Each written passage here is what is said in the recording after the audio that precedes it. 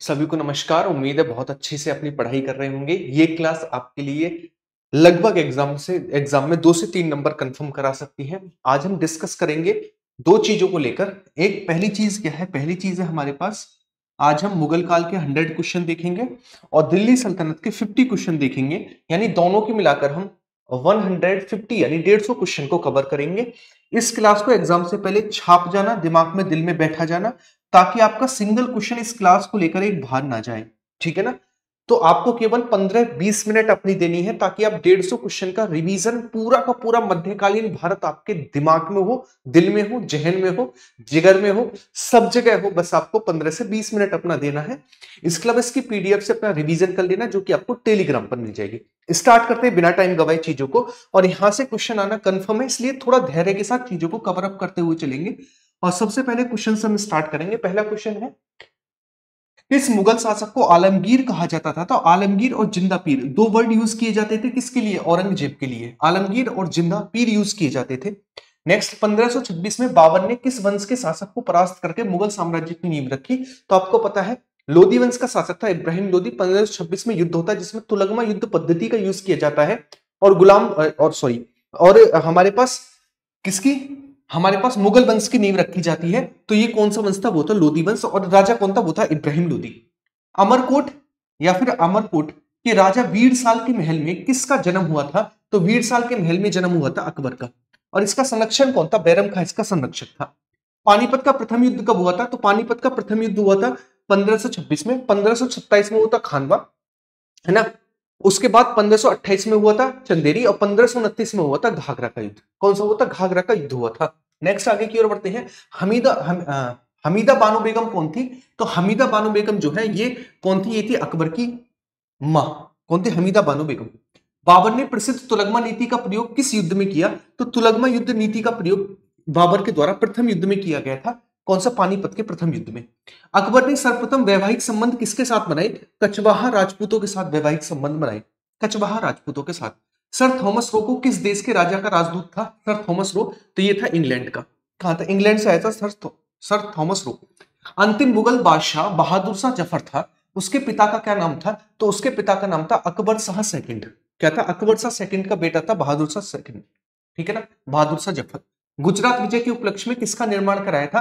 तो बुलंद दरवाजे का निर्माण कराया था बुलंद दरवाजे का निर्माण कराया था गुजरात विजय के बाद अकबर के द्वारा। ठीक है ना? और फतेहपुर सीकरी नगर भी बसाया गया था अकबर के ही द्वारा। किसके बाद? गुजरात विजय के बाद। अकबर द्वारा बनाई गई कौन सी इमारत का नक्शा बौद्ध विहार जैसा है? तो पंचमहल का नक्शा जो है वो बौद्ध विहार का जैसा है। पंचमहल का नक्शा। आईने अकबरी एक महान ऐतिहासिक कृति निम्नलिखित में से किसके द्वारा लिखी गई है? तो आईने अकबरी और अकबरनामा ये अबुल फजल के द्वारा लिखी गई है। आईने अकबरी और अकबरनामा।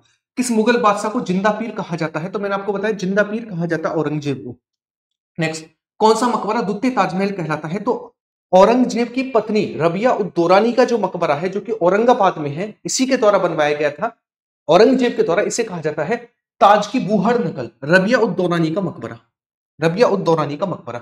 पानीपत की दूसरी लड़ाई निम्नलिखित में से किसके बीच हुई? तो पानीपत की दूसरी लड़ाई अकबर और हेमू के बीच हुई, है ना? अकबर और हेमू के बीच। और तीसरी लड़ाई का आंसर आप मुझे कमेंट बॉक्स में देंगे किसके बीच हुई। मुमताज महल का असली नाम क्या था? अर्जुमंद बानो बेगम कौन थी? मुमताज महल कहा जाता है अर्जुमंद बानो बेगम को। दीन ए इलाही किसके द्वारा स्टार्ट किया गया था? तो अकबर के द्वारा स्टार्ट किया गया था दीन ए इलाही। ईरान के शाह और मुगल शासकों के बीच झगड़े का मुख्य कारण क्या था? वो था कंधार। कंधार जो था इनके बीच मुख्य कारण था झगड़े का। प्रसिद्ध मुस्लिम शासिका चांद बीबी जिसने बरार को अकबर को सौंपा था, निम्नलिखित में से कहां से बिलोंग करती थी? तो ये थी कहां से? अहमदनगर की थी। कहां से थी? अहमदनगर से थी। क्लियर है? आगे की ओर बढ़े। नेक्स्ट, जवाबित का संबंध किससे? जवाबित, तो जवाबित क्या हुआ करता था? मनसब प्रणाली को नियंत्रित करने वाला कानून का कहलाता था, जवाबित कहलाता था। मुगल प्रशासन व्यवस्था में मनसबदारी प्रणाली को किसने प्रारंभ किया था? तो मनसबदारी प्रणाली अकबर के द्वारा स्टार्ट किया गया था, मनसबदारी प्रणाली। पानीपत के युद्ध में बाबर को जीत का मुख्य कारण क्या था? वो था उसकी सैन्य कुशलता। कहती सैन्य कुशलता उसका मुख्य कारण था। अपने काल का महान संगीतज्ञ तानसेन किसका दरबारी था? तानसेन हो चाहे बेजू बाबरा हो, ये सभी अकबर के दरबारी थे। मयूर सिंहासन पर बैठने वाला यानी तख्त ए ताउस पर बैठने वाला अंतिम शासक कौन था? वो था मोहम्मद शाह रंगीला। कौन था? मोहम्मद शाह रंगीला था। शाहजहां के द्वारा बनवाया गया था। मुगल काल की राजभाषा कौन सी थी? तो मुगल काल की राजभाषा पूछे या फिर आपसे दिल्ली सल्तनत की राजभाषा पूछे, फारसी यहाँ की राजभाषा हुआ करती थी, फारसी। मुगलों एवं मेवाड़ के राणा के मध्य चित्तौड़ की संधि किसके मध्य हुई थी? तो चित्तौड़ की संधि कराने का श्रेय जहांगीर को जाता है। चित्तौड़ की संधि का श्रेय। सती प्रथा पर अंत किसने किया था? तो सती प्रथा पर कानून लेकर आया था अकबर। कौन लेकर आया था? अकबर। निम्नलिखित में से किस इतिहासकार ने शाहजहां के शासनकाल को मुगल काल का स्वर्ण युग कहा है? तो मुगल काल का स्वर्ण युग कहा है A.L. श्रीवास्तव के द्वारा। A.L. श्रीवास्तव के द्वारा कहा गया है। किस युद्ध से भारत में मुगल राज्य की नींव पड़ी? तो मुगल राज्य की नींव जो है वो पानीपत के प्रथम युद्ध के बाद पड़ी। पानीपत का प्रथम युद्ध। हुमायूं द्वारा लड़े गए युद्धों का सही क्रम क्या है? 1900 हमारे पास 1531 में हुआ दौरा का युद्ध, 1539 में हुआ चौसा का युद्ध, 1540 में हुआ कन्नौज या फिर बिलग्राम का युद्ध, और 1555 में हुआ सरहिंद का युद्ध। ठीक है ना? तो ये ईयर यहाँ पर याद रखेंगे। आंसर होगा ऑप्शन नंबर डी। मुगल चित्रकारी किसके शासनकाल में पराकाष्ठा पर थी? तो जहांगीर के शासनकाल में मुगल चित्रकारी पराकाष्ठा पर थी। दिल्ली के लाल किले का निर्माण किसने कराया था? तो दिल्ली का लाल किला शाहजहां के द्वारा बनवाया गया था। साथ के साथ मोती मस्जिद भी बनवाई थी। निम्नलिखित में से किसने अकबर की जीवन कथा लिखी है? तो अकबरनामा आईने अकबरी अबुल फजल के द्वारा लिखी गई है। नेक्स्ट, औरंगजेब द्वारा चलाई गई जिहाद का क्या नाम था? दार उल इस्लाम। क्या नाम था? दार उल इस्लाम इसके जिहाद का नाम था, दार उल इस्लाम। जहांगीर की बेगम नूरजहां का वास्तविक नाम क्या था? महरुम निशा। क्या नाम था? महरुम निशा। वास्तविक नाम था महरुम निशा। मसनवी जो बाबर द्वारा मुस्लिम कानून के नियमों का संग्रह है, उसको और क्या कहा जाता है? उसे कहा जाता मुबाइन। क्या कहा जाता? मुबाइन भी कहा जाता है। निम्नलिखित में से किस मुगल बादशाह को वजीर गाजुद्दीन ने दिल्ली में दाखिल नहीं होने दिया था? तो वो कौन था जिसको दिल्ली में दाखिल नहीं होने दिया था? वो था बहादुर शाह सेकंड। कौन था? बहादुर शाह सेकंड को दाखिल नहीं होने दिया था। हुमायूंनामा किसने लिखी है? तो हुमायूंनामा इसकी बहन ने लिखी है, जिसका नाम था गुलबदन बेगम। गुलबदन बेगम इसकी बहन के द्वारा लिखी गई हुमायूंनामा। अकबर के शासन में महाभारत का फारसी में अनुवाद किया गया, और किस नाम से किया गया? यानी फारसी में महाभारत को क्या कहा जाता है? रजमनामा। क्या कहा जाता है? रजमनामा कहा जाता है। मयूर सिंहासन किसने बनवाया था? तो मयूर सिंहासन शाहजहां के द्वारा बनवाया गया था, मयूर सिंहासन। दास्तान ए अमीर हमजा का चित्रांकन किसने किया है? तो अब्दुल समद ने किया है। किसका? दास्तान ए अमीर हमजा का चित्रांकन। नेक्स्ट, किस मुगल सम्राट ने सैयद भाइयों को गिराया था? इसका आंसर आप मुझे कमेंट बॉक्स में करेंगे। किसने गिराया था? बहुत इजी क्वेश्चन है अगर आपने पढ़ा है मेडिकल हिस्ट्री। निम्नलिखित में से कौन सा अंतिम मुगल सम्राट था? तो अंतिम मुगल सम्राट कौन था? वो था बहादुर शाह सेकंड। बहादुर शाह सेकंड अंतिम मुगल सम्राट था। मुगल प्रशासन में मदद ए मास क्या हुआ करता था? मदद ए मास। तो मदद ए मास क्या हुआ करता था? विद्वानों को दी जाने वाली राजस्व मुक्त अनुदत्त भूमि को कहा जाता था मदद ए मास। अकबर के शासनकाल में भू राजस्व सुधारों का कौन अधिकारी हुआ करता था? वो था टोडरमल। कौन था? टोडरमल संभालता था भू राजस्व को। मुगल प्रशासन में मुहत्सिब का क्या मतलब था? मुहत्सिब तो लोक आचरण अधिकारी को कहा जाता था मुहत्सिब। कौन था? लोक आचरण अधिकारी ही होता था मुहत्सिब। अकबर द्वारा बनाए गए उपासना भवन या फिर पूजा गृह का क्या नाम था? तो इसका नाम था इबादत खाना। क्या नाम था? इसका नाम था इबादत खाना। किस मुगल बादशाह के दुर्भाग्य पर व्यंग करते हुए लेनपुल ने लिखा है कि वह जीवन भर कठोर ठोकरें खाता रहा और ठोकरें खाकर ही मर गया? तो आप सभी को पता है ऐसा व्यक्ति कौन था? वो था हुमायूं, है ना? शेरमंडल की सीढ़ियों से गिरकर मर गया था हुमायूं। नेक्स्ट आगे की ओर बढ़ते हैं। सुप्रसिद्ध संगीतज्ञ तानसेन और बेजू बावरा किसके दरबार में थे? तो तानसेन और बेजू बावरा जो है वो अकबर के दरबार में रहा करते थे। किस मुगल बादशाह की मृत्यु दीनपना पुस्तकालय से गिरकर हुई? तो जहांगीर की मृत्यु जो है वो दीनपना पुस्तकालय से गिरकर हो गई थी। रामचरितमानस के लेखक तुलसीदास किसके दरबारी थे? तो तुलसीदास जो है वो अकबर के दरबार में थे। किसके दरबार में थे? अकबर के दरबार में थे। मुगल सत्ता की पुनर्स्थापना किस युद्ध में हुमायूं को मिली? तो आपको पता सरहिंद के युद्ध के बाद दोबारा से मुगल साम्राज्य आया, सरहिंद का युद्ध 1555। किस युद्ध ने बाबर ने जिहाद का नारा दिया था? तो खानवा के युद्ध में बाबर ने जिहाद का नारा दिया था, खानवा के युद्ध में। मुगल सत्ता की पुनर्स्थापना 1555-56 सरहिंद के युद्ध में हुई थी, और किसने की थी? हुमायूं ने की थी। फिर से मुबियान नामक पद्य शैली के जन्मदाता बाबर ने अपनी आत्मकथा तुजुक ए बाबरी किसमें लिखी? तुर्की भाषा में लिखी। तुजुक ए बाबरी किसमें? तुर्की भाषा में लिखी है। दक्षिण में निम्नलिखित में से किसके शासन में मुगल साम्राज्य तमिल राज्य तक फैला हुआ था? तो औरंगजेब के समय पर। किसके समय पर? औरंगजेब के समय पर तमिल राज्य तक फैला हुआ था। बाबर मूल रूप से कहां का रहने वाला था? तो बाबर मूल रूप से फरगना का रहने वाला था। बाबर कहां का? फरगना का। निम्न में से कौन सा मुगल बादशाह पहले तो अंग्रेजों का कैदी रहा और बाद में जीवन पर्यंत मराठाओं का पेंशन भोगी रहा? ठीक है, तो इसका नाम क्या था? इसका नाम था शाह आलम सेकंड। क्या नाम? शाह आलम सेकंड इसका नाम था। बाबर को भारत पर आक्रमण करने के लिए आमंत्रित करने वालों में से इनमें से कौन नहीं था? सभी ने आमंत्रित किया था, इनने भी किया था, इन्होंने भी, लेकिन चंदेरी के राजा मेदिनी राय ने आमंत्रित नहीं किया था, बाकी सभी ने बुलाया था। इस वर्ष वैसाखी के दिन 13 अप्रैल को गुरुदेव गोविंद सिंह ने खालसा पंथ की स्थापना की, तो वो था 1699 में। मुगल साम्राज्य के दृढ़ीकरण के दृष्टिकोण से सबसे निर्णायक युद्ध कौन सा था?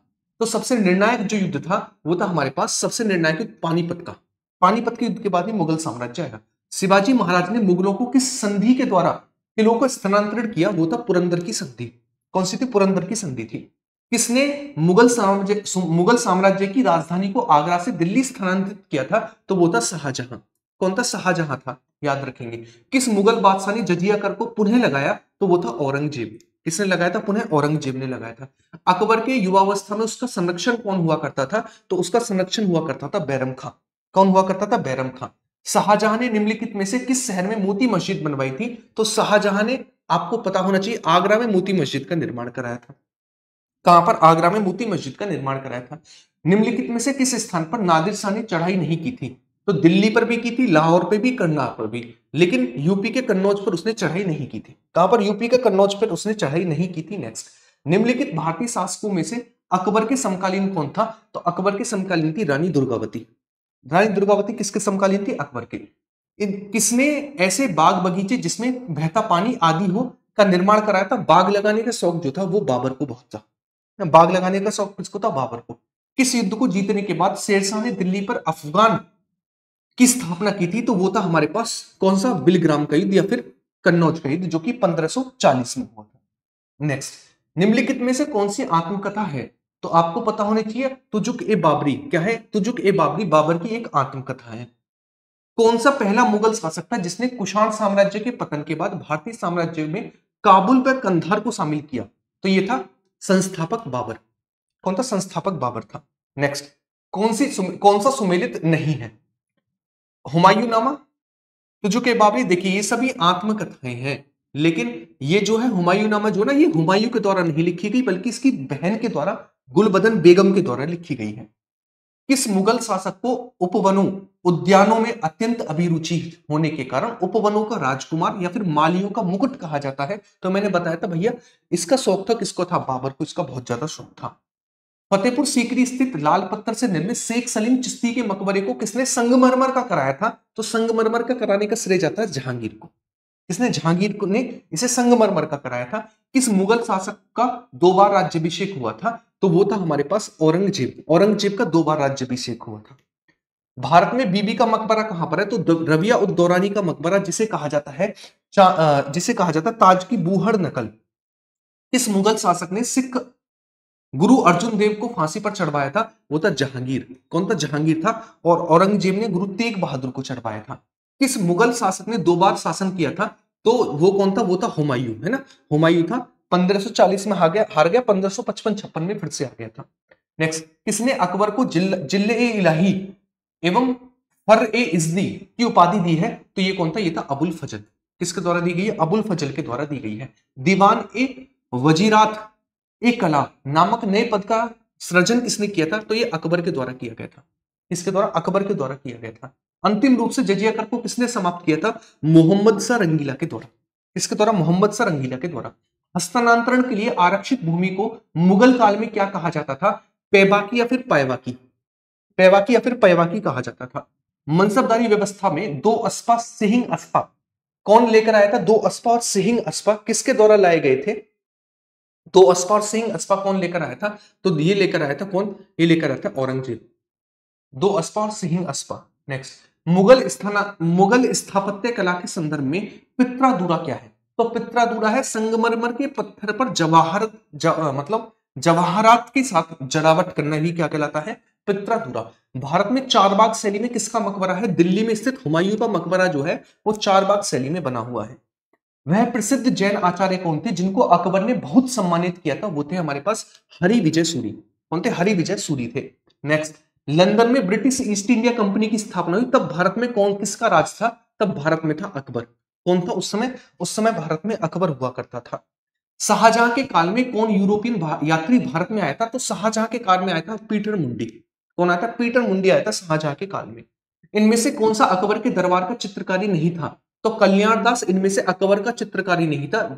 इसमें से दसाबंद, अब्बू समद और बसावन ये सभी अकबर के दरबार में थे, लेकिन कल्याण दास नहीं था। नेक्स्ट, निम्नलिखित में से कौन शाहजहां के शासनकाल का राजकवि था? तो शाहजहां के शासनकाल का राजकवि हुआ करता था कलीम। कौन हुआ करता था? कलीम। दारा शिकोह एवं औरंगजेब के मध्य निर्णायक युद्ध कौन सा हुआ था? तो ये था समूहगढ़ की लड़ाई। ये निर्णायक युद्ध कही जाती है, समूहगढ़ की लड़ाई। निम्नलिखित में से मुगल बादशाहों में से किसने अपनी आत्मकथा को फारसी में लिखा है? तो फारसी में किसने लिखा है आपको बताना है। जहांगीर। जहांगीर की आत्मकथा जो है वो फारसी में लिखी हुई है। नेक्स्ट, मुगल काल में निम्नलिखित बंदरगाहों में से किसको बाबुल मक्का कहा जाता था? मक्का का द्वार। तो सूरत पोर्ट को कहा जाता था बाबुल मक्का या फिर मक्का का द्वार। बाबुल मक्का या फिर मक्का का द्वार। प्रसिद्ध संगीतज्ञ तानसेन का मकबरा कहां पर है? तो तानसेन का मकबरा है कहां पर? ग्वालियर। ग्वालियर में तानसेन का मकबरा है। इस सिख गुरु की मृत्यु औरंगजेब ने कराई थी? तो वो थे गुरु तेग बहादुर।